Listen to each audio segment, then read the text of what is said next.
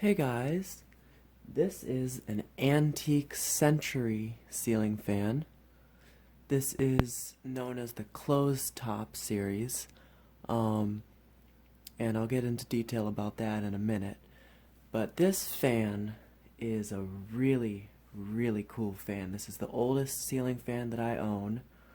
It's also the largest. It is 60 inches instead of the traditional 52 inches, which is, I think these days, the largest size you can get. Well, maybe not for like industrial uses or those special order fans or whatever, like the big ass fans, but this is definitely a much larger fan of the time. Um, it's also the heaviest fan I own. It weighs much more than a Hunter original. I want to say maybe about 80 pounds. Maybe not quite that much, but it's definitely a very substantial built fan. Um, so this fan was made in, I think, between 1910 to the late 1910s to about 1920, maybe 1922, 1923. I don't really know the date. Both the tags are missing, so I don't know the model number either. Um, this fan it's brass, it's polished brass. However, it was not originally made that way. It originally was black painted. Somebody has restored this fan. They have plated it brass, which they did a really good job of. I thought it was original actually, but come to find out, Century actually never made brass finish fans. Those came a lot later. I think back in the days when antique ceiling fans were new, I don't think they had brass. They only had like copper was a very popular, very common finish. Brown and black, of course, and white. So brass was definitely not a thing back then. Um, but yeah, so this fan, I got it off a marketplace near DC for 35 bucks, so that's a really good deal for one of these. These typically go for a couple $100. I mean, that's how much they're worth. And it is in okay condition. It does have all the pieces except for the J-hook. I didn't get it with the J-hook, I just used a different one.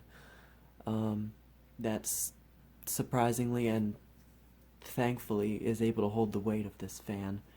Um, so the fan is 3 speeds. It's controlled by the 3-speed click switch on the bottom of the nose, which you can kind of see there. There should be a knob, a Bakelite knob on that. However, it broke off on the car ride home when I was taking this fan home. The knob broke off. I had it on its side on the seat, and every time I'd stop it would move forward, and one time I stopped really badly, it moved forward and the knob broke in 2 pieces. So I still have the 2 pieces. I need to glue it back together. I'm trying to see if I can't do that, if I can figure out how it goes on there, because I tried just holding it together and I couldn't get it to fit on the nut that the switch is attached to. So the switch actually runs, the knob is at the bottom, but the switch itself, the shaft runs through the nose and through the entire motor, and up at the top of the motor where the top plate is, there's the actual switch up there. It's a porcelain switch, 4 position with 3 speed with off. Now I had mentioned that this is called a closed top Century, and that's because I'll show you in a minute. The top plate of the motor housing is solid. It's a solid piece of metal, stamped, I believe. And the earlier open top models were cast, and they had a bunch of vent holes in the top plate. So that's why those are known as open top. These are known as closed top. So the closed top is definitely a later model. I think they switched from the open top to closed top in the late 1910s. I think I heard that mentioned in somebody else's video. That blade right there, this one right here, has a small piece missing off of it. You can kind of see it there. I'll show you in a better view later. But, yeah, that was like that when I got it. I need to clean that blade as well. It's got some plaster on it. And the part that the blades are attached to actually is the rotor. It's like basically a huge spinner motor almost. Except the top part doesn't spin. So really the only parts that don't spin are the top plate and the nose, which is also the oil cup. So yeah, it's got a very nice spiral down rod and a large bell canopy. So, and it is light kit adaptable. There are 4 screws on the side of the nose above the switch that you can remove and add light wire, or a light kit too. They sold like separate stems that screwed into that light kit stems, so it's pretty cool. So let's go ahead and turn it on high. This fan is really loud.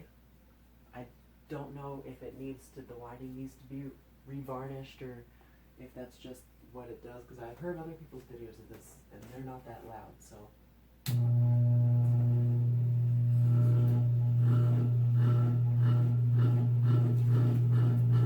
It also has a pretty loud cyclic hum. But as you can see,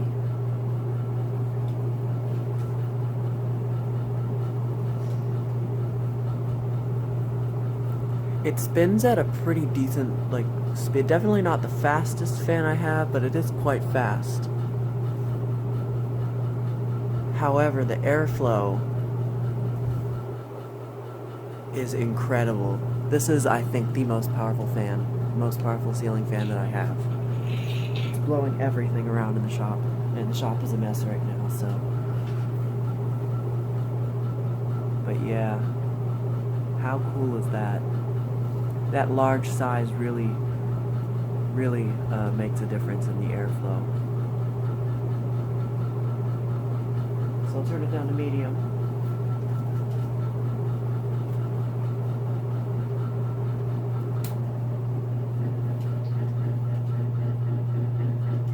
And this is when the loud sounds start happening.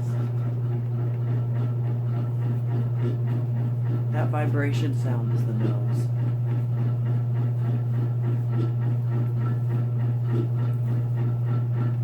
It's got a cyclic hum. Medium is really fast. This is like high speed, basically.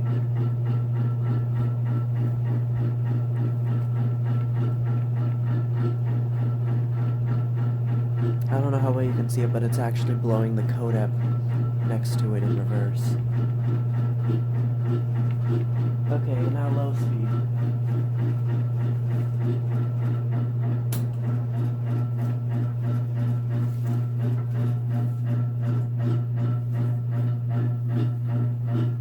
It's quieter on low, but that cyclic hum is, I think, the loudest. It still makes it loud.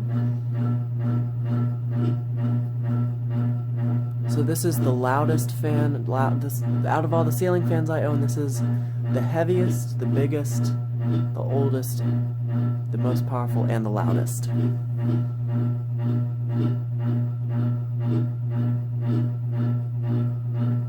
That is very annoying. I would not want to sleep with this fan running.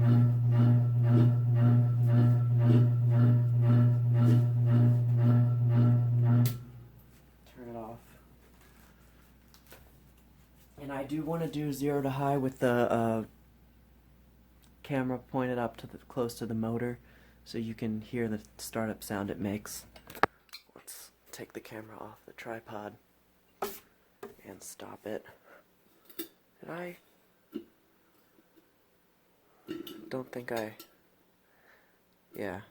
Oh, that's fine. Okay. Start it up on high again. Wait. My little makeshift knob fell off. Hold up.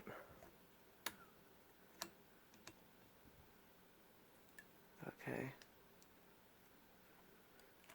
It was just working. There.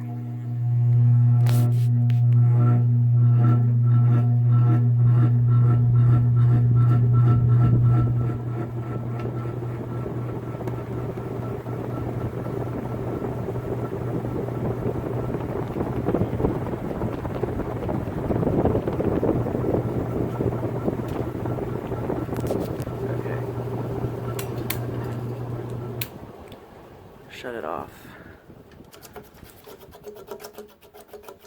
think that's enough of annoying people upstairs for tonight.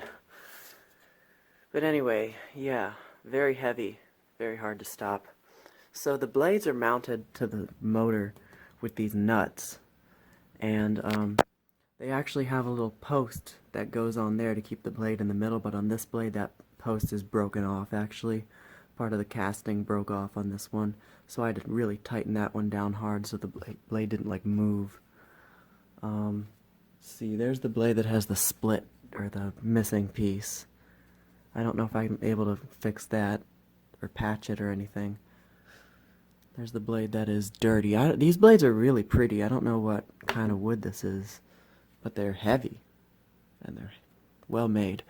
So there's the nose column slash oil cup slash switch housing. The switch has, this is where the knob would go, and I actually have the pieces to the knob are right here. These are the two pieces. I need to glue those back together. But there's the 4 screws that the light kit arms would screw into, and then this little decorative bezel right here. On top, well, first of all, I just kicked the ladder. Where is it? This is where the tag would go, I think. Where is that? I can't find the rivet. There's one of, yeah, this is right here. This is where the tag would go. You can see one rivet hole and another rivet hole right there. That's where the Century tag would go, the Century brand tag. And then on top, there's a closed top, as I mentioned. See how the top plate is just a solid piece of stamped sheet metal? The top tag, which had all the model information, if I can see up there, I can't really see, hang on,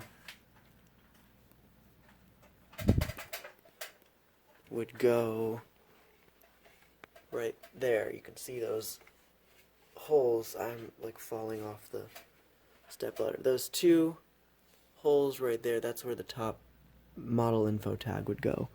So there's the really nice spiral down rod and this huge bell canopy. It's massive, a little loose too. So yeah, underneath of this top plate, there's a speed coil on this side, which is how the speeds are controlled, and then the stator is right underneath of that, and then you can see the rotor inside, which is attached to the actual rotating part of the motor. So yeah, I think that's it for this video. That was my tripod falling. I've had nothing but problems with that today, which is why I took the camera off of it. But so that's the Century 60-inch closed top ceiling fan. Thank you for watching, and I'm not in focus. Thank you for watching, more to come.